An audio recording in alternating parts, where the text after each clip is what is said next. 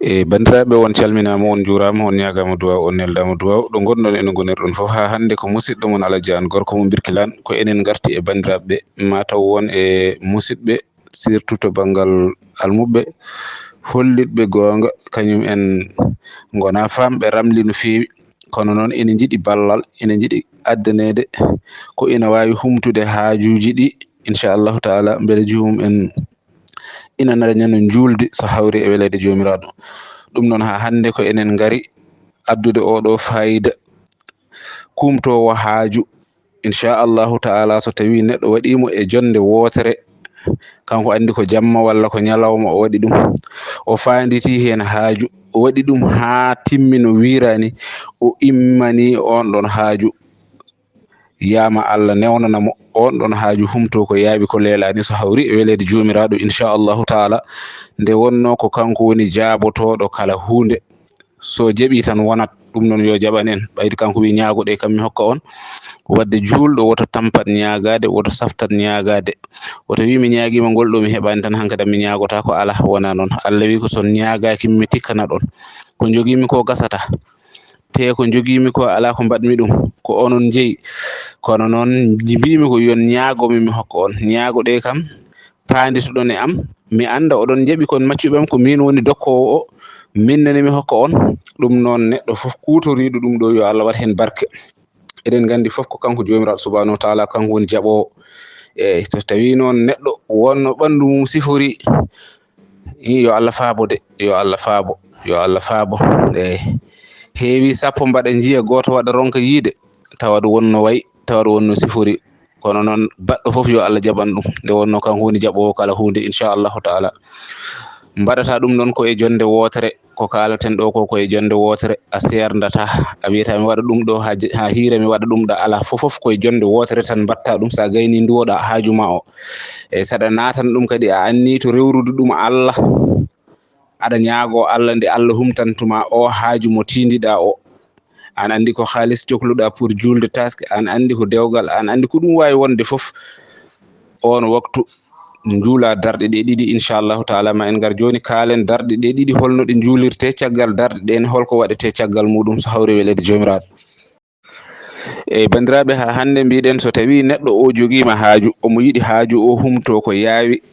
o ñaago jomiraɗo subhanahu wa taala humtanamo haaju o ko yaawi ko leelani inchallahu taala yo wat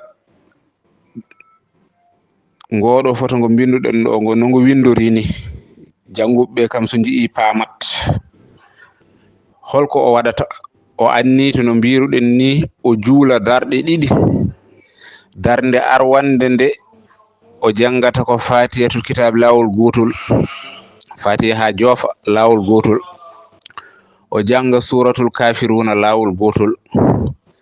darnde makko ɗimmere nde o janga fatiha ha joofa lawol gotol o janga suratul ikhlas lawol gotol o salmina so salmini woto immoɗo jooɗiɗo woto haalde hay goto yo kontin duwaw makko o juula e annabi sallllahu alayhi wa sallam laabi sappo o juula e nelaɗo sallllahu alayhi wa sallam laabi sappo e kala julde nde o wawi e kala julde e annabi nde o wawi o juula e nelaɗo sallllahu alayhi wa sallam laabi sappo caggal o waɗi laabi sappo julde e nelaɗo sallllahu alayhi wa sallam o janga ayatal kursiyu laabi 313 ayatal kursiyu 313 o addorto ko 3 o adda sappo o sakkitoro 300 so gasni o juula e annabi kadi sallllahu alayhi wa sallam laabi sappo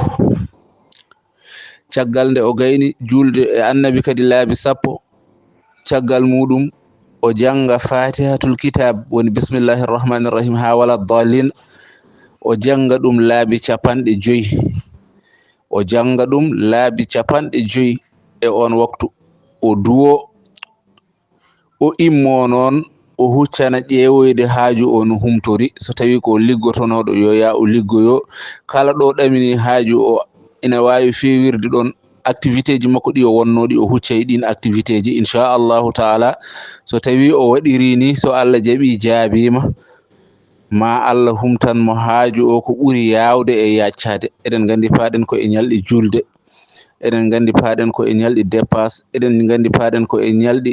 kewɗi fere, eɗen gandi paaɗen ko e ñalɗi ɗi ganduɗa ina sohli haajuji kumtiɗi. Enen fof yo Allah humtan en haajuji meɗen. Assalamu aleykum wa rahmatullahi wa barakatuhu. E ɗum ɗo ko bandiraɓam sernaɓe ɓe e kala bawɗo wadde debbo yo gorko bisimilla muɗum, so faami ko haala ɗo ko o wawi wadde yo wad. Ala sadak ala hay hunde, sadak ala hen, hay hunde ala hen. Nde wonno won e serem ɓe kolliti kañum en gona famɓe ramli o no fewi, ina jiiɗi addanede hunde seeɗa ko ganduɗa koko humtata haaju. Ɗum noon en gaddaniɓe ko ganduɗa ko Qur'anil Karim labɗo cer, bisimilla mabɓe. Ɗum noon yoɓe ƴettu ɗum ɗo ɓe kutoro. Yo Allah waɗan en jaam, waɗan en sutura, yo Allah ren en rena en, yo Allah suura en surana en.